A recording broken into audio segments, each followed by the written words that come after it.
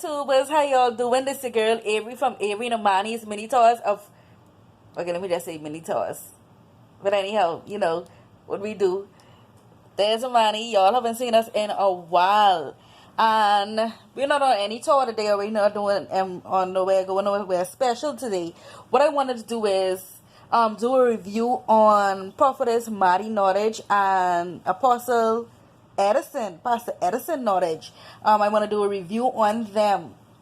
This is a Christian couple that I watch online. They have a ministry and they do prayers every night at 11:30. I want to do a review on them. Growing up, I grew up in a Christian house. My father is a pastor, however, whatever, right? And there was a lot of people trying to attack us with witchcraft, however, attack him, but of course, I guess it would fall on the kids, however, generational curses, however you want to call it. And I remember I used to dream that I had snakes wrapping around me, wrapping around my head, wrapping around my body, and all I got, I was so depressed, I was so, it was terrible, depression, anxiety, and it felt like I just was going crazy. I even became suicidal. I attempted once and it failed. Thank God for that. And then, yeah, childhood just was tough. My mind just wasn't there. And I remember one pastor told me, he came to my daddy church to preach, and he told my daddy, say, just want to need deliverance. And that always stuck with me. And I was like, I need deliverance. So as I got older, I understand that when you need deliverance, you have a demon spirit that is, attacking you. If you don't believe in those kind of things, then just keep it moving. Keep it moving. Those things are real. Whether there's good, there's evil. So he said I need deliverance, but I never got delivered. He never even said, well, okay, she need deliverance. Let's pray for her. However, and they are on the 123rd night, I think will be tonight. And I've been watching it from the 74th night. Lord, have I been watching it from the first night? I must have been an angel now with wings flying around here somewhere. So, but anyhow, let me do a review on them. I don't care what people say about them. I don't care the stuff I see on Facebook. People blasting them and bashing them. If you don't believe it, too bad. My encounter with them, when I first started watching the church, I called in. And I didn't even talk to the prophetess or the apostle. I talked to one of the intercessors, I think, who answered the phone. And I told them I needed to prayers for depression and anxiety. That was the first thing I needed. Prayers.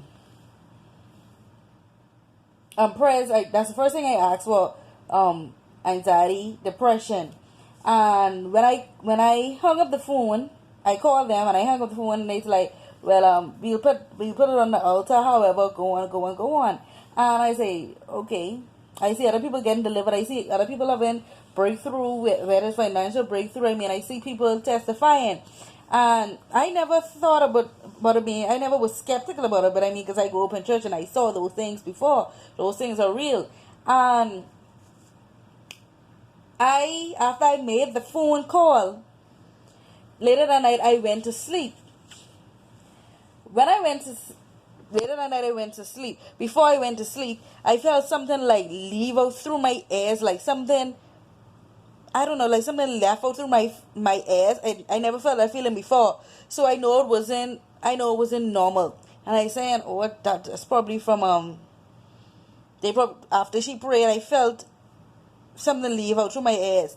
Later that night, I went to sleep. And while I was sleeping, I had a dream. I had a dream that there was like a bunch of funny looking people with skeleton face, dressed in black, some look like hobos. But these who was going crazy, killing up everybody, going in people's houses, breaking down everything. People have to run inside before the people come a certain time and all of these things. And it was like by 6 o'clock you have to be inside because they come in to your house and they can be trying to kill you. It's like a purge, like seriously.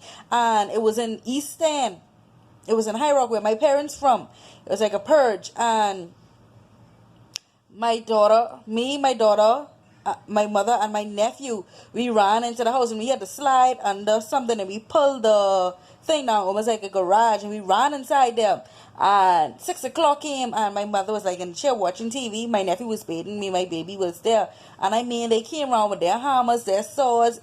Anything like could break up the house, they came there and they came to kill. And this is my first encounter with after getting prayed for. They finally got to our house in a dream, and when they got to our house, they was hitting. I mean, they was trying to break up everything, doing they hammers to the thing when we pulled down the door. I guess I call it the door.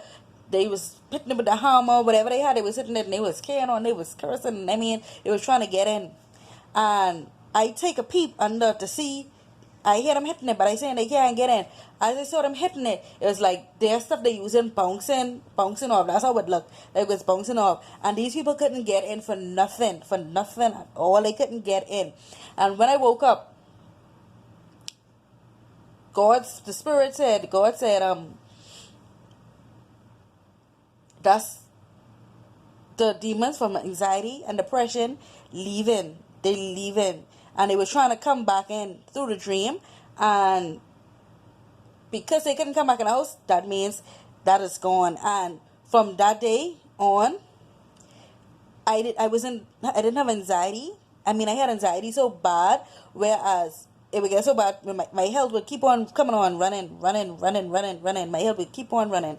And I wasn't depressed after that. I mean, when my health didn't come on, I had little mood swings, however, which I think is normal. But I mean, regularly, like anxiety and depression, I was like free. I mean, I felt like a whole different person when I woke up. I mean, people that say these things ain't real, but